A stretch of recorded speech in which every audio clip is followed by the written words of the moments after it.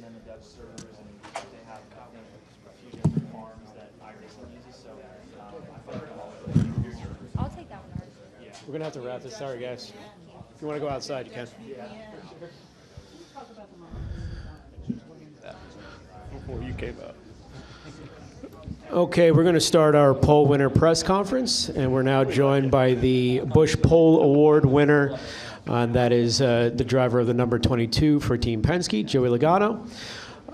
If you have a question for Joey, please raise your hand, and we will get you a wireless mic.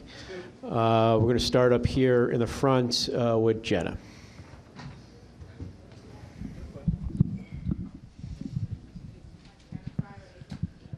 Hello. Jenna Fryer, AP.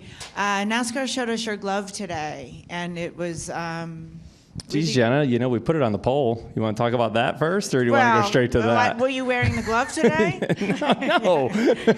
Were you wearing the glove at the Daytona 500? I was wearing my gloves, my SFI gloves. Yeah. Roger said that he spoke to you, and he was very disappointed in that. It looked very blatant to us. When the team comes to you and says, wear this glove, you just say, okay? Yeah.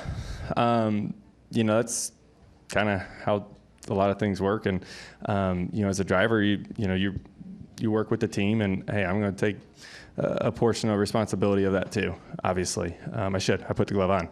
That said, I didn't build the glove and go make it on my own. I can't sew, okay? That's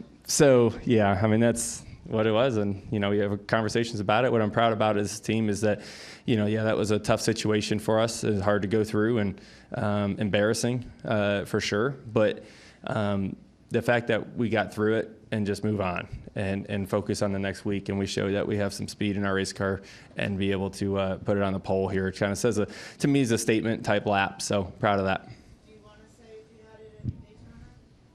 What's that? Do you want to say No. We'll go to Bob. Bob Pockers, Fox Sports. I have two. The first is, did it, I want to say add motivation, but does it make this pole mean any more, the fact that you went out there and had speed without, we assume, any sort of... Oh, I got plenty of motivation. Really, ever since you said I wasn't going to make the playoffs this year, I've had plenty of motivation, okay? So I'm in a good place. And, the thing about the glove is they say, well, these things aren't tested for fire retardant and stuff. Like, do you feel like you put yourself in a sort of unsafe position? No, I personally did not. If I ever, I would never put myself in a situation where I feel unsafe. I have kids, I have a wife, I have a family that I care way more about than race cars. And I didn't feel concerned about what we did. I didn't race with it. So qualifying on speedways is pretty simple. Jeff? It's one thing to come out and have super speedway poles, but to do this at first downforce track, with the new car, are you surprised? Did you expect this to happen? I didn't expect it when I saw our short run speed in practice. I was kind of like, this might not be where we need to be. We showed that we had a great long run speed. Our second run, we made an adjustment, went back out. It's like, oh, wow, we're like really competitive. Car's driving pretty good. So I felt good about that. But our short run, like fire off, we weren't real fast. We weren't far up the board. And then barely made it through the first round, just by the skin of our teeth there. But, and then be able to, make some adjustments. I was proud of what Paul and the guys were able to do to be able to make an adjustment, the car driving closer to perfect and for the second round and be able to put it up here. I really didn't think after the first round we had a chance of putting it on the pole. So I'm proud of the adjustments that we made there. So we got some work to do tonight for sure, but the first pit stall's nice. Obviously starting up front for the Pennzoil 400 and the Pennzoil Mustang, huge for our race team. So that makes dinner tonight a little bit easier for me. So that part's good.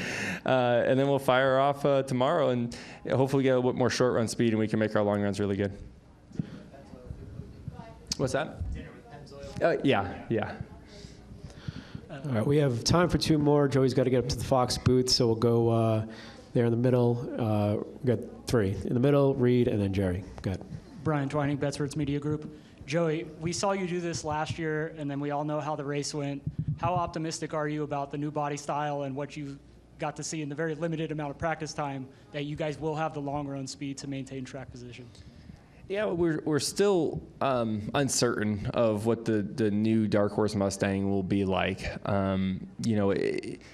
It's really challenging to unload at a track like Vegas with limited practice where you can't change many things, right? We can't go throwing springs and stuff at this car.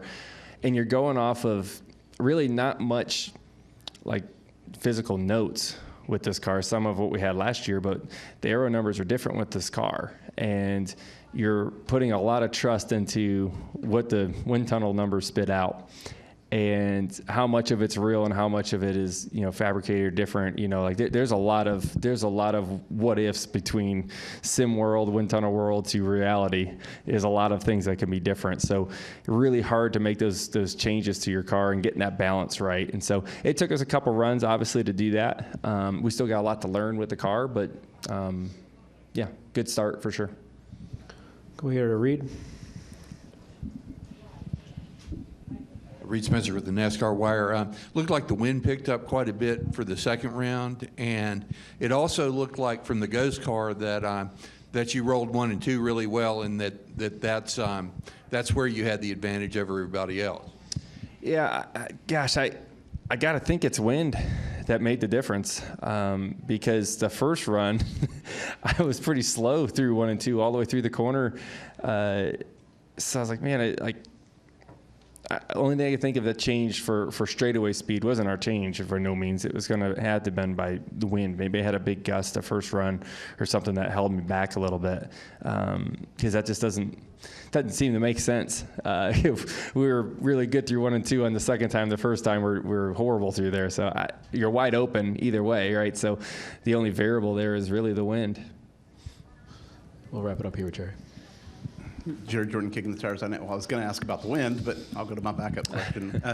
I talked to Brad earlier, and he said the glove likely probably doesn't have that big of a deal, but it might make people feel better. Is it more important to feel better than to worry about the glove type situation? I didn't feel better after it, I can tell you that much. So it's directionally better. How much better? Probably nothing. That's the part that hurts the most. It wasn't even worth it. So, yeah. It didn't do anything to speak of. It's directionally an area that everybody goes to try to block that hole. You see everyone put their hand there. We just try to cover more space. All right, Joey, congratulations on this pole. Good luck tomorrow. Thank you.